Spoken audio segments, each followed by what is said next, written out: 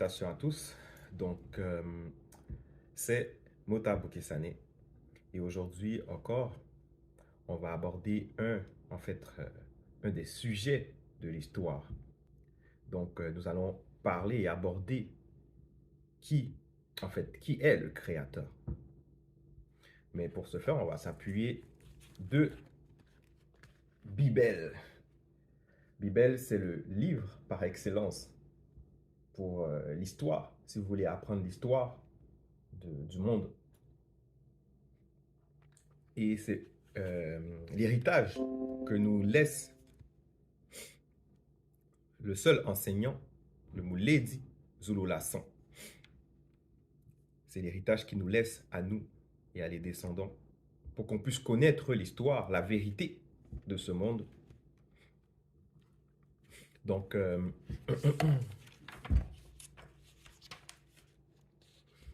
aussi avec ce livre, on va voir que ce n'est pas n'importe quel livre. Les mots sont très importants et sont très, on va dire, soutenus. C'est un langage qui est très, très soutenu. Donc, pour pouvoir comprendre, il faut vraiment s'appliquer. Donc, on va lire la préface. Il est dit, pour les révélations spirituelles, il faut des mots spirituels.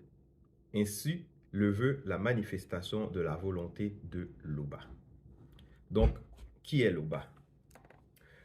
Loba, c'est le créateur de l'univers.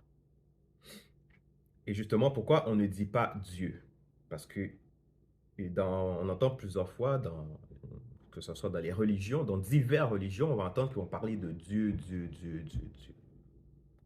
Mais nous, on ne dit pas Dieu, on dit Loba. Parce que Loba est issu de la langue originelle, qui est le Douala ancien. Donc, on dit Loba. Parce que c'est la langue qui nous a été donnée de par nos ancêtres primordiaux. Donc, qui est le premier homme et la première femme qui ont été créés sur Terre. Donc, on continue. Donc, ça dit, il y a une conscience sur laquelle il convient de pénétrer, qui est le support sur lequel reposent tous les dogmes moraux et spirituels. Cette conscience est la base de nombreuses divergences.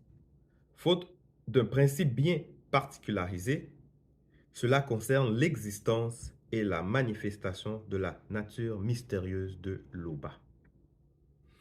Il est vrai que l'infériorisation de la compréhension de l'homme du visible ne lui permet pas de pénétrer la manifestation non visible de la mystérieuse nature intime de Loba.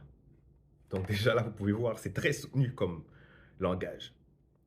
C'est très soutenu comme vocabulaire. Donc on continue. Dans l'intellection du visible, l'homme dépourvu du verbe de Loba l'assimile la plupart du temps avec l'être mortel et lui octroie donc l'inachèvement. Mais au fur et à mesure que la manifestation de la conscience spirituelle se développe en lui, son moi divin pénètre mieux le fond des réalités. Quand on parle de moi divin, on fait allusion à l'esprit, son esprit. Donc, son moi divin pénètre mieux le fond des réalités et il s'en fait une idée plus juste et plus adéquate du bon sens, bien que continuellement inachevée. L'interrogation est donc, qui est Loba? Donc, maintenant, voilà. Ici, on est capable de comprendre un peu ce qui se passe avec le monde dans lequel on vit, puisque j'ai dit, la majorité des personnes vont dire Dieu. Mais pourquoi qu'on ne dit pas Dieu? Parce que Dieu, ça veut tout simplement dire être surnaturel, avec un D minuscule, ou être suprême, avec un D majuscule. Mais dans les deux cas, il y a un mot en commun qui est être. Et un être, c'est une créature.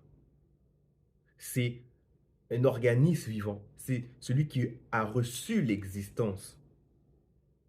Donc, un être, c'est une créature. Donc, si on devrait se référer dans les religions, ils vont dire anges, mais les anges, ce sont des créatures spirituelles. Ce sont des esprits. C'est un être surnaturel. Et parmi eux, il y a, et même encore ceux qui sont encore au-delà de ces êtres surnaturels, il y a des êtres suprêmes. Et ce n'est pas le créateur. Et qui a créé l'esprit si ce n'est pas le Créateur? Donc déjà là, on est capable de comprendre que le Créateur ne peut pas être esprit. Parce qu'avant l'esprit, il y avait quoi? Qui a créé l'esprit? Donc, c'est le Créateur qui crée l'esprit. C'est le Créateur qui crée l'ange. C'est le Créateur qui crée tout ce qu'on peut penser et imaginer comme concept. Donc déjà, dans ce sens-là, on est capable de voir que la notion du Créateur nous échappe et que le monde, quand il dit prier à Dieu, mais en fait, il prie à une créature. Donc, un Dieu, c'est quoi? Dans le langage courant, c'est un être qui est au-delà des lois naturelles. C'est pour ça qu'on dit surnaturel. Même dans les Bibles qu'ils ont été, en fait, les Bibles que les religions ont à leur disposition, on peut voir que ça va dire que Moïse est parti sur la montagne et qu'il a eu, que Dieu, il a parlé avec Dieu. Mais dans Actes, on va dire que c'est des anges qui a parlé avec Moïse. Mais dans la vérité, c'est eux autres qui sont des dieux, des êtres suprêmes. Mais qui a créé la toute-puissance? Qui a créé la puissance? Qui a créé la supériorité? Être suprême. C'est le Créateur qui a créé ça. Donc, avant qu'il puisse avoir cette notion de la toute-puissance, il y avait quoi? Donc, tu vois, c'est toujours des créatures, c'est attribué à des créatures qui, eux autres, vont avoir cette faculté, qui vont utiliser cette faculté. Donc, ça veut dire que le Créateur est au-delà de tout ça. Donc, c'est pour ça, dans Bible, ça dit qui est Loba. Parce que quand on commence à comprendre, on va dire le fait que on ne peut pas lui attribuer l'inachèvement, on ne peut pas le contenir quelque part. Donc, on est capable de voir que le Créateur nous échappe. Il nous échappe complètement. Donc, on va continuer la lecture. Il est dit ici, Loba est l'initiateur de la manifestation de l'intelligence infinie. Et même au-delà de tout ce que l'on peut, de tout ce qu'on ne peut concevoir. L'étiologie primordiale de toute substance selon son verbe. L'Oba est au-delà de l'infini et de la perfection. Mais l'infini est une allégorie. Donc, ici, je ne sais pas si vous comprenez là déjà, qu'est-ce que ça veut dire? Il est au-delà de l'infini. Ça veut dire que pour nous, l'infini est fini. Mais pour l'Oba, l'infini est fini. Puisqu'il a créé l'infini. Donc, il sait, pour lui, c'est un commencement. Donc, c'est fini. Donc, l'infini est fini pour lui. Puisque c'est le créateur, donc il a créé l'infini. Bon, on continue. Pour accéder au mystère de la foi en Loba, il faut pénétrer dans les profondeurs de l'observation des ouvrages qui composent la création. Donc, en d'autres mots, qu'est-ce que ça veut dire? C'est que Loba, comme il n'est pas contenu, on ne peut pas connaître Loba comme ça. Comme, on va dire, quand nos parents, on va dire, ils nous mettent au monde, nous, on va savoir que voilà, que c'est nos parents. Donc, on ne va pas nécessairement croire, on sait. Mais pour Loba, c'est différent. C'est la logique qui veut ça. Mais la même chose que la logique veut que si on regarde, on pénètre dans les profondeurs de l'observation des ouvrages qui composent la création, on va savoir qu'il faut une manifestation de l'intelligence pour créer tout ce qui est, pour avoir de l'ordre autour de nous. On voit les saisons se manifestent à chaque fois. Suite, le jour, la nuit, tout ça se manifeste avec ordre. Et il n'y a pas ce genre de perturbation.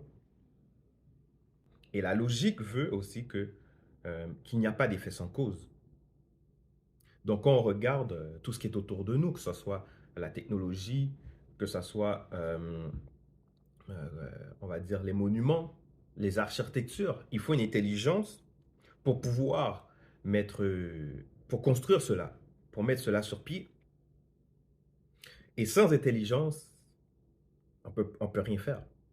Parce que le hasard n'a jamais rien créé. Et déjà, s'il n'a jamais rien créé, il ne peut même pas créer quelque chose de bon. Le hasard ne crée rien. Et derrière le hasard déjà, si on devrait parler de la loterie, il y a toujours une idée, une pensée qu'on regarde. C'est toujours quelqu'un qui a manigancé, on va dire, une idée pour pouvoir élaborer la loterie. Et déjà, quand ils vont mettre les billets, ça ne va pas être mis n'importe où. Donc, c'est contrôlé. Mais pour certaines personnes, ils vont dire qu'il y a le hasard, mais non. Donc, il faut une intelligence. Puisque le hasard ne peut pas créer ça. Et déjà, si on parlerait du Big Bang, il faut, quand ils vont dire il y a le mèche, mais qui a allumé la mèche? Donc, tu vois, il faut toujours quelque chose. Deux atomes ne peuvent pas rentrer en collision si on n'a pas créé ces atomes. Alors, il faut faire attention avec la foi. La foi, il faut vraiment faire attention avec. Parce que la foi, ça se nourrit. Donc, la même façon que ça se nourrit positivement, ben, la même façon, ça se nourrit négativement. On peut nourrir la foi avec des hérésies. On peut nourrir la foi avec de l'anti-vérité. Ça devient après ça des sensations. Donc, quand on nourrit la foi avec la vérité, ça grandit dans le bon sens. Mais quand c'est avec l'anti-vérité, on détourne du sens. Ça amène quelque part d'autre. Donc, il faut faire attention. Selon la vérité, la foi se nourrit, il va se servir, on va dire, de la logique, de la raison, de l'intelligence, de la sagesse, de ce qui fait du sens.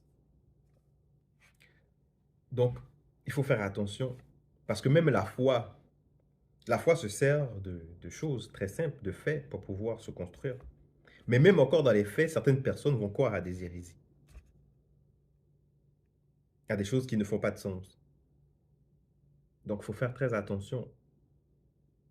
En fait, l'homme doit être initié. On doit enseigner l'homme. Parce que de lui-même, il ne peut pas accéder à la connaissance de la vérité. Il peut voir quelque chose et puis il va dire non, parce qu'on l'a programmé à croire l'inverse. Donc, on continue. On ne peut refuter l'ésotérique existence du monde spirituel.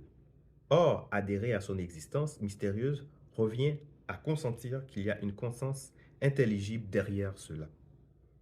Douter de la manifestation non visible de l'existence de l'Oba reviendrait à désavouer que toute conscience intelligible a une origine. Ou encore à dire que l'absence du commencement ait pu manifester l'existence du visible et du non visible dans cette cohésion qu'est la réalité. Donc, l'Oba est hors du visible et du non visible, hors de toute réalité. S'il avait eu une introduction au commencement, il serait manifesté de l'absence du commencement, ou bien il aurait été engendré et animé lui-même par une existence ou une volonté préexistante. C'est ainsi que notre conscience spirituelle, par l'intermédiaire du Verbe, nous ouvre la porte du chemin qui mène à la dimension de la compréhension issue du savoir interdit, de l'infini et de l'éternité.